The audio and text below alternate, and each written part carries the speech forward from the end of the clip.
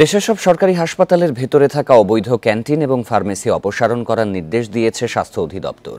বৃহস্পতিবার অধিদপ্তরের পরিচালক ডক্টর আবু হোসেন মোহাম্মদ মইনুল আহসানের সই করা বিজ্ঞপ্তিতে এই নির্দেশনা দেয়া হয়েছে। নির্দেশনায় বলা হয়, নতুন করে কাউকে ক্যান্টিন বা ফার্মেসি খোলার অনুমোদনও দেয়া হবে না। সব মেডিকেল কলেজ হাসপাতাল, বিশেষায়িত হাসপাতাল, জেলা সদর জেনারেল হাসপাতাল ও উপজেলা স্বাস্থ্য কমপ্লেক্সকে এই নির্দেশনা মানতে হবে। সেসব জায়গায় থাকা অবৈধ, অনুমোদনহীন, ইজারা দেয়া মেয়াদোত্তীর্ণ ফার্মেসি, ক্যান্টিন বা ক্যাফেটেরিয়ার কার্যক্রম সম্পূর্ণভাবে বন্ধ থাকবে। তবে সরকারি বকেয়া বা পাওনা থাকলে তা আদায়ের ব্যবস্থা করে নির্দেশনা মানতে হবে।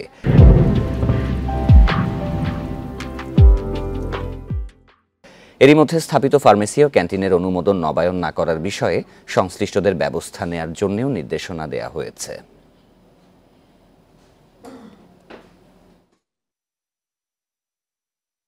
বেশিরভাগ ক্যান্টিনগুলো হাসপাতালে বিল্ডিং এর অভ্যন্তরে, এই জন্য আমরা এই জায়গাগুলোকে সিস্টেমের মধ্যে আনতে চাচ্ছি, খালি করে ফেলে পরে সরকার যে নির্দেশনা আমাদেরকে দেয় সেরকম ভাবে আমরা সেইভাবে সেগুলো যদি আবার চালু করতে চালু করবো। এই মুহূর্তে অনিবন্ধিত বা আপনার চুক্তিবিহীন গুলোকে আমরা এখান থেকে সরে যেতে বলেছি।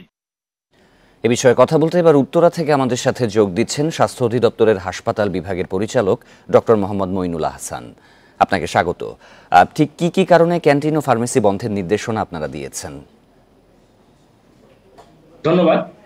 আপনারা এই নির্দেশনাটা কালকে আমরা দিয়েছি যে ক্যান্টিন এবং ফার্মেসি তিনটা শর্ত আমরা উল্লেখ করেছি: অবৈধ, অনুমোদনহীন এবং যাদের চুক্তি মেয়াদ উত্তীর্ণ। তিনটা যদি আপনারা খেয়াল করে থাকেন, যে অবৈধ, অনুমোদনহীন এবং চুক্তি শেষ হয়ে গিয়েছে, এরকম ফার্মেসি এবং ক্যান্টিন বা রেস্টুরেন্টকে আমরা উচ্চ করতে বলেছি। আসলে জানেন যে বর্তমান সরকার আসার পরে আমাদের হাসপাতালে যে যারা রোগীরা ভর্তি হয়, আমরা প্রায় সকল ওষুধই কিন্তু আমরা হাসপাতাল থেকে সরবরাহ করে থাকি। এবং এই মুহূর্তে রোগীদেরকে যে খুব বেশি সংখ্যক ওষুধ কিনতে হয় তা কিন্তু না।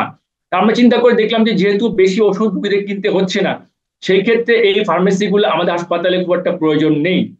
আর দ্বিতীয়ত, ক্যান্টিন যেটা আছে, যে আপনি জানেন যে আমাদের ক্যান্টিনগুলো সব হাসপাতালে অভ্যন্তরে, এখানে এই ক্যান্টিনে রোগীর লোকজনও আসে এবং রোগীর যে বাইরে, ওই হাসপাতালের বাইরে যে জনগণ, তারাও কিন্তু হাসপাতালে এই ক্যান্টিনের জন্য প্রবেশ করছে। এই ক্ষেত্রে আমাদের হাসপাতালগুলোতে বহিরাগতের মুভমেন্ট বেড়ে যায় এবং যেটা আমরা খুব একটা কাম্য না, সেই জন্য। আর দ্বিতীয়ত, যে বেশিরভাগ ক্যান্টিন ফার্মেসি যেগুলো আছে, এদের মেয়াদ বা চুক্তি বহু আগে কিন্তু শেষ হয়ে গিয়েছে। আর যে আদেশটা আজকে আমি দিয়েছি, এটা নতুন কিন্তু না, 2018 সালেই কিন্তু মন্ত্রণালয় থেকে এরকম একটা আদেশ ছিল যে আর কোনো ফার্মেসি, ক্যান্টিন কিন্তু আর নবায়ন করা হবে না বা দেওয়া হবে না। বেসিক্যালি ওই আদেশটাকে আমি আরো কন্টিনিউ করে নতুন করে দিয়েছি। ডক্টর মইনুল আহসান, এতে করে কি রোগী বা স্বজনেরা যারা যাবেন তারা কি বিপাকে পড়বেন না? আমি আগেই বলেছি যে বেশিরভাগ ঔষধ কিন্তু আমরা হাসপাতাল থেকে সরবরাহ করছি, অল্প সংখ্যক ঔষধ কিন্তু আমাদের এখান থেকে কিনতে হয়। আর যে খাবার ক্যান্টিনে যারা খেতে আসছেন, তারা বেশিরভাগ কিন্তু রোগীর আত্মীয় স্বজন বা দর্শনার্থী, আমাদেরকে বলছি তাদের জন্য। এই সরকারের সময়ে আমরা খাদ্যের যে বরাদ্দ 125 থেকে আমরা 175 টাকা করেছি। রোগীদের খাবার ক্যান্টিন থেকে আমি মনে করি কেনার কিন্তু কোনো প্রয়োজন নেই। আর দ্বিতীয়ত, রোগী দর্শনার্থীর জন্য খাবার এখানে কিনতে সাধারণত তারা আসে, বা সঙ্গে যারা বন্ধু আত্মীয় স্বজন, আমরা বন্ধু বান্ধব আত্মীয় স্বজনকে সবসময় হাসপাতালে নিরুৎসাহিত করি এই ক্ষেত্রে। তবে এটা যদি হাসপাতাল কর্তৃপক্ষ কোনো প্রকার ইজারা না দিয়ে বা ব্যবসায়িক ভিত্তিতে না চিন্তা করে নিজেরা যদি কোনোভাবে চালাতে পারে, সেটা আমরা পরে চিন্তা ভাবনা করে দেখতে পারি। কিন্তু ব্যবসায়িক ভাবে বা ইজারা দিয়ে এই মুহূর্তে আমরা এটাকে দিতে চাচ্ছি না আর কি। সেক্ষেত্রে কি নতুন কাউকে সুযোগ দিতে এরকম কোনো পদক্ষেপ নেওয়া হয়েছে?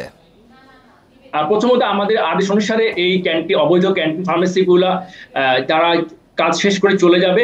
তারপরে সরকার যদি আমরা কোনো নতুন নির্দেশনা দিয়ে থাকেন, সেই ক্ষেত্রে সেই নির্দেশনা অনুযায়ী আমরা কাজ করব। ডক্টর মোহাম্মদ মইনুল আহসান, আপনাকে ধন্যবাদ আমাদের সাথে যোগ দিয়ে আলোচনায় অংশগ্রহণের জন্য।